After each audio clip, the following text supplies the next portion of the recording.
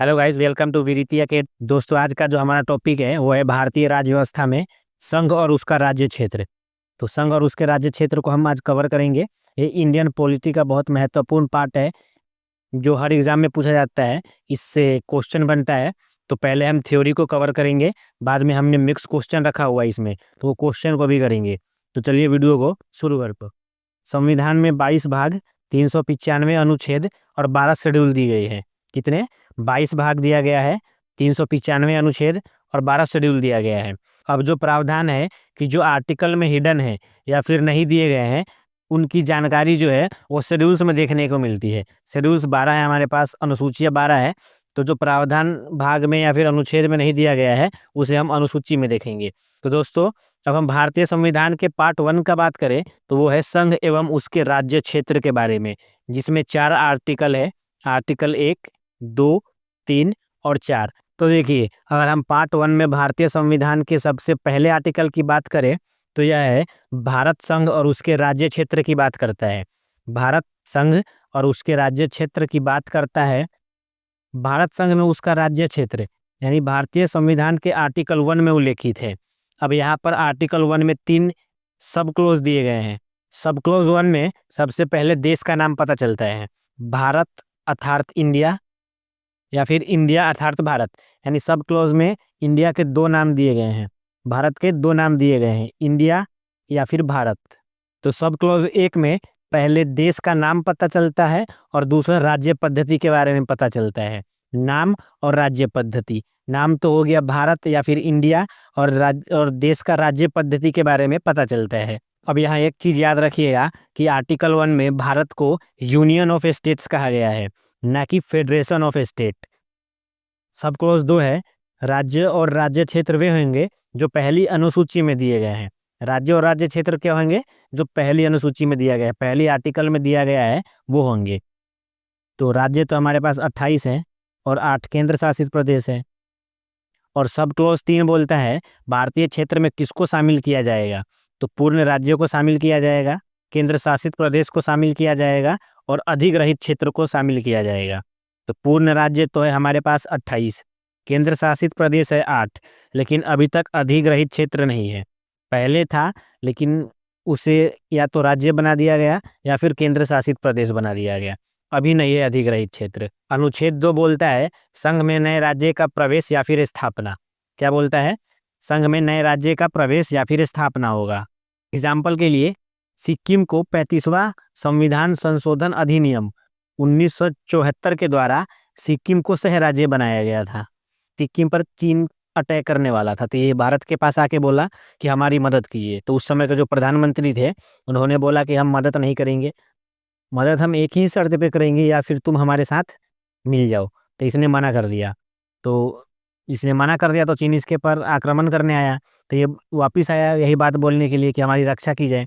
तो जो भारत के प्रधानमंत्री थे उन्होंने बोला इसको कि भाई शामिल हो जाओ हमारे साथ, हमारे देश में बन जाओ, हमारे देश में शामिल हो जाओ।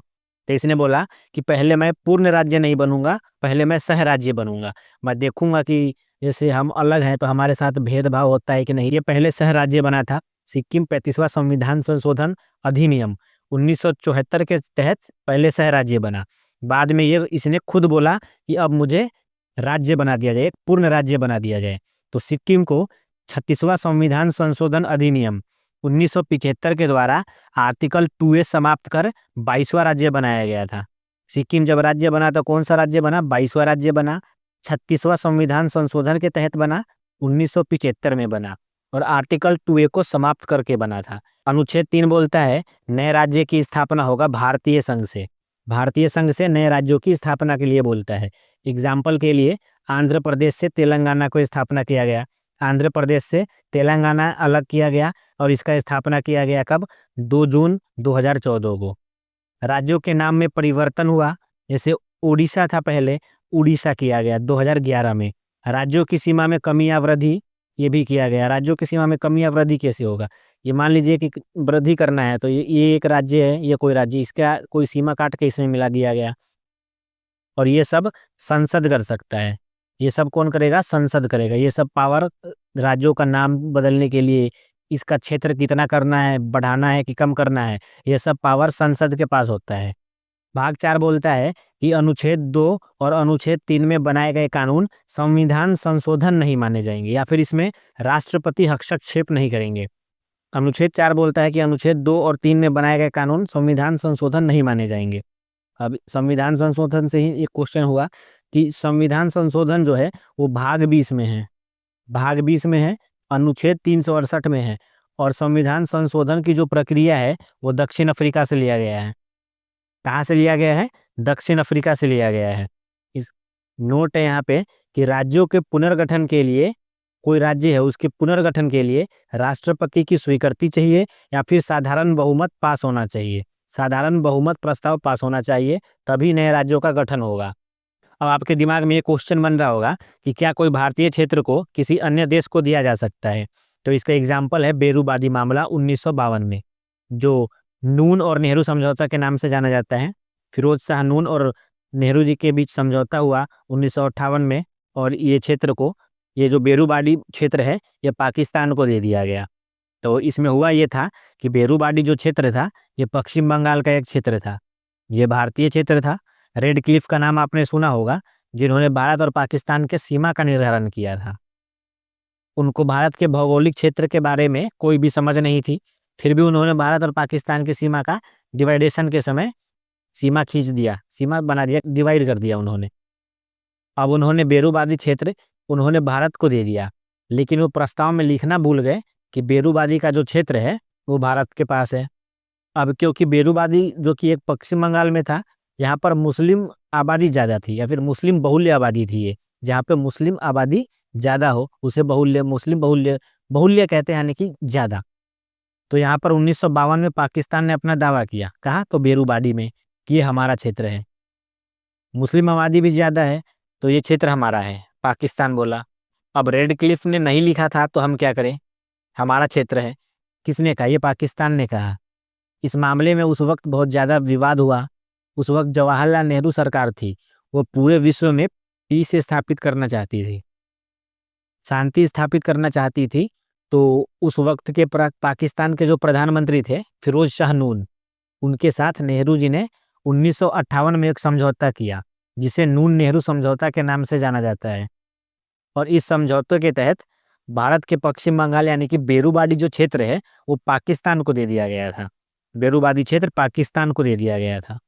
राज्य पुनर्गठन आयोग का गठन किया गया। का दूसरा नाम कह सकते हैं कि डॉक्टर फजल अली आयोग था इसका दूसरा नाम, और इसके जो अध्यक्ष थे वो डॉक्टर फजल अली थे।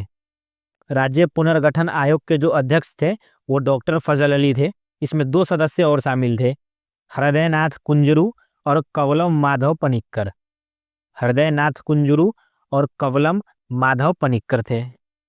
राज्य पुनर्गठन अधिनियम 1956 के अनुसार 14 राज्यों और 6 केंद्र शासित प्रदेशों का गठन किया गया था। कितने?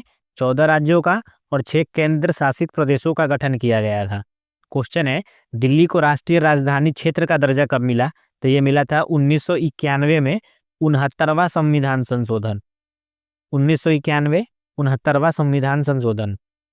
भारत राज्यों का संघ होगा, यह प्रावधान कहाँ से लिया गया है? तो भारत राज्यों का एक संघ होगा, ये प्रावधान कनाडा के संविधान से लिया गया है। कनाडा से लिया गया है कि भारत राज्यों का संघ होगा। नेक्स्ट क्वेश्चन है, कौन सा केंद्र शासित प्रदेश पहले पुर्तगाली उपनिवेश था? पहले पुर्तगाली उपनिवेश था दमन और दीव। दमन और दीव केंद्र शासित प्रदेश हैं। ये वे 2 केंद्र शासित प्रदेश हैं जो पहले पुर्तगाली उपनिवेश थे। अगला क्वेश्चन है, जम्मू कश्मीर और लद्दाख को केंद्र शासित प्रदेश कब बनाया गया? ये 2019 में बनाया गया था, 31 अक्टूबर को, यानी 31 अक्टूबर 2019 में लद्दाख और जम्मू कश्मीर को केंद्र शासित प्रदेश बनाया गया था। अगला क्वेश्चन है, किन अनुच्छेदों के उपबंधों में किया गया परिवर्तन अनुच्छेद 368 के संविधान संशोधन के दायरे में नहीं आता है? संविधान संशोधन 368 है, अनुच्छेद 368, ये दक्षिण अफ्रीका के संविधान से लिया गया है। और हमने अभी पढ़ा है ना, अनुच्छेद 2 और 3 में संविधान संशोधन नहीं किया जा सकता है, पढ़ा था ना, वहीं से क्वेश्चन है। ये आपने पढ़ा होगा तो बता दिया होगा अभी तक तो। अगला क्वेश्चन है, निम्नलिखित में से भाषा के आधार पर बनने वाला प्रथम राज्य कौन था? ये तो बहुत ज़्यादा इंपॉर्टेंट क्वेश्चन है, ये सबको पता होगा कि आंध्र प्रदेश था। आंध्र प्रदेश भाषा के आधार पर बनने वाला प्रथम राज्य था। आज का आखिरी क्वेश्चन है ये, भारत 28 राज्यों और कितने केंद्र शासित प्रदेशों के साथ संघीय गणराज्य है? भारत के पास 28 राज्य हैं और 8 केंद्र शासित प्रदेश हैं। ऑप्शन डी 28 राज्य और 8 केंद्र शासित प्रदेश। तो ये थे हमारे आज के वीडियो। आशा करता हूँ अच्छे लगे होंगे तो लाइक शेयर और सब्सक्राइब कीजिएगा। मिलते हैं कल एक और नए वीडियो के साथ, तब तक के लिए ख्याल रखें। धन्यवाद।